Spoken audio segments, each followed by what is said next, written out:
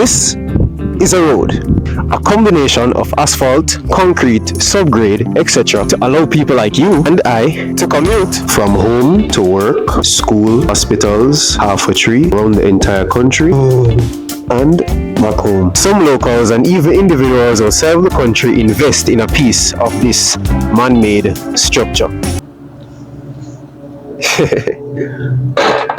Right. But not just any road, I'm talking specifically about Trans-Jamaican Highway, a toll road created to assist with the traffic build-up heading into Kingston and St. Andrew, as well as assisting individuals in reaching their destinations faster across the island, such as Mandeville. In 2020, they decided to go public on the Jamaica Stock Exchange and came on the market opening at $1.41 per share. And 6 years later, the last close price to date on April 2nd, 2026 was $6.94. A whopping 392.2% increase in price since being listed. Let me put that into perspective.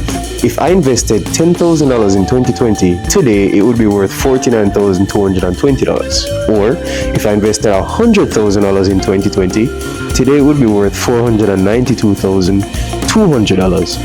Or if I invested $1 million, today it would be worth $4,922,000. And obviously, get the point. And even apart from capital gains, they've also given out a total of 9 dividends, also taking into consideration April of 2026, and the dividend yield has been gradually rising, especially for the people who had more shares for less. For example, reusing the same values from earlier, investing $14,100 at $1.41 per share would have given you 10,000 shares roughly. Why I say roughly is because we're not taking into consideration the fees that would have been added on top of that. So that's roughly 10,000 shares.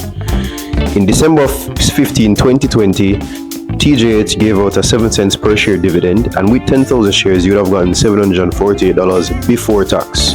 When you take tax into consideration, you'd have gotten $635.80. On December 20, 2021, they gave out a 8 cents per share dividend, and that would have given you, after taking out tax, $735.25. Moving on to October 25, 2022, they gave out a 8 cents per share dividend, and that would have given you, with 10,000 shares, after tax, $726.75. I'm not going to repeat all of this, I'm just going to put up a screenshot, I guess, of all of the values that I got. And at the end of it all, from December 15, 2020 to April 28, 2026, you'd have received a total of $8,864.65 from dividends alone.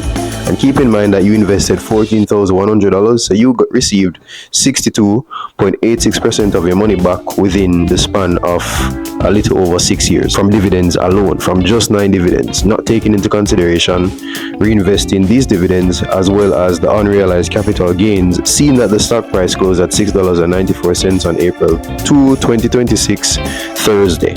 62.86% of $100,000 would have been $62,860 worth of dividends given to you between 2020 and April of 2026. And 62.86% of $1 million would have given you a whopping $628,600 between the years of 2020 and 2026 from just dividends. Imagine if you even had more. So as you all can see, having a little bit of patience and investing for the long term carries a good amount of weight down the road. In 2024, I bought a self-help investing book called The Intelligent Investor by Benjamin Graham. Link in the description to purchase the book off of Amazon.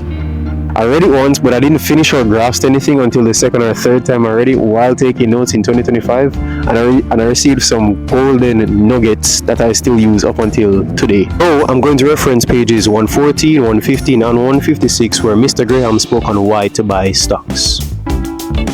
So when you skip to pages 114, you can see where he says rules for the common stock component. And this specific chapter is in regards to the defensive investor.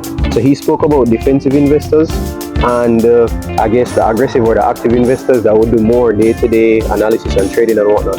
But for the defensive investors, he said for one, there should be adequate, though not excessive diversification. This might mean a minimum of 10 different issues and a maximum of about 30. At this point in, like, for example, my instance, I only have money invested in Trans-Jamaica Highway. 2. Each company selected should be large, prominent, and conservatively financed. Indefinite as these adjectives must be, their general sense is clear. Observations on this point are added at the end of the chapter. And in my opinion, Trans-Jamaica Highway is, I would say, quite large based on their financials and the different legs of roads that they have in Jamaica. 3. Each company should have a long record of continuous dividend payments.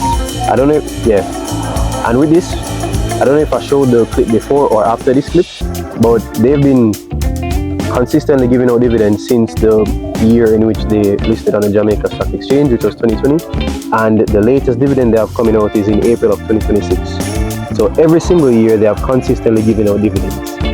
And then we have 4, the investor should impose some limit on the price he will pay for an issue in relation to its average earnings over, say, the past 7 years.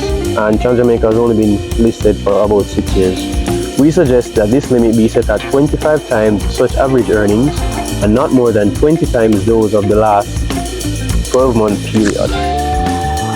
Skipping to page 156, where we talk about the enterprising. He called it enterprising, not active or aggressive, but enterprising investor.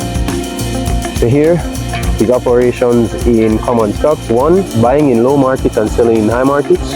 2. Buying carefully chosen growth stocks, and in my opinion, Trans-Jamaica Highway is quite a growth stock, growing 392.2% since 2020. 3. Buying bargain issues of various types, and in my opinion, Trans-Jamaica Highway was quite a bargain at $1.41 per share. And 4. Buying into special situations. I don't remember what this means if I'm being totally honest. I'm also not saying that Trans-Jamaica Highway is the only play on the Jamaica Stock Exchange right now or for the future. This is just currently what I am invested in. And with that being said, let me show you my portfolio. It's at April 2nd, 2026. This was a Thursday because Friday was a public holiday, which was Good Friday.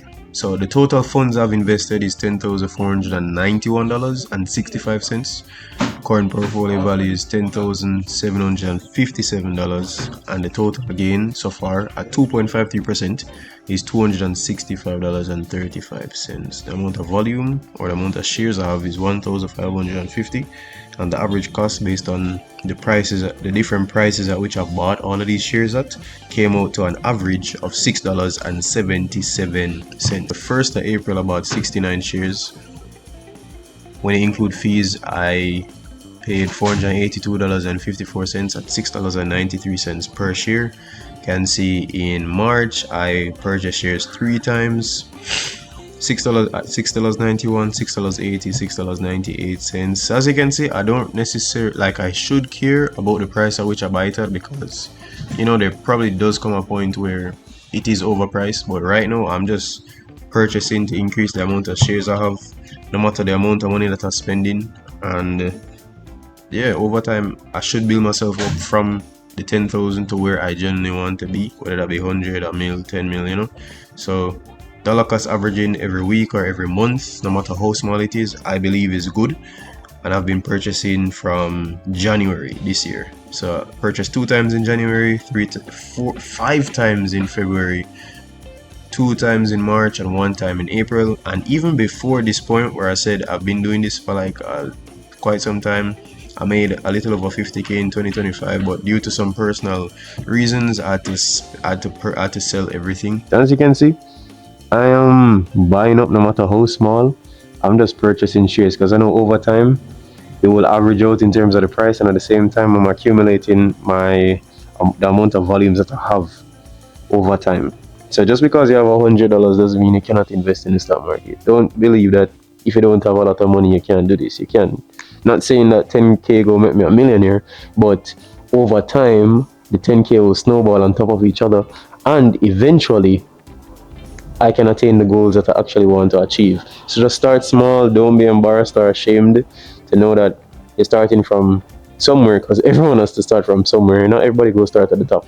So just start small and build yourself up gradually. No matter how small the amount of money is, just invest. All right. And then I go on to view stock page. We're going to scroll all the way down, where it talks about dividends. I'm just going to click dividends right here, and then as you can see, let me click on it. On March 19, 2026, TJH held a meeting and they came to the agreement that they're going to give out a dividend of basically 16 cents per share. When I did my calculation, 16 cents per share for me at 1,550 shares would be $255.75, but when I take out the 15% GCT or $38.36, I would have received $217.38. And this is my first dividend in a long time that I'm quite proud of. I don't really care how small it is right now. To me, it's just a sign of growth and commitment, and eventually things will get better.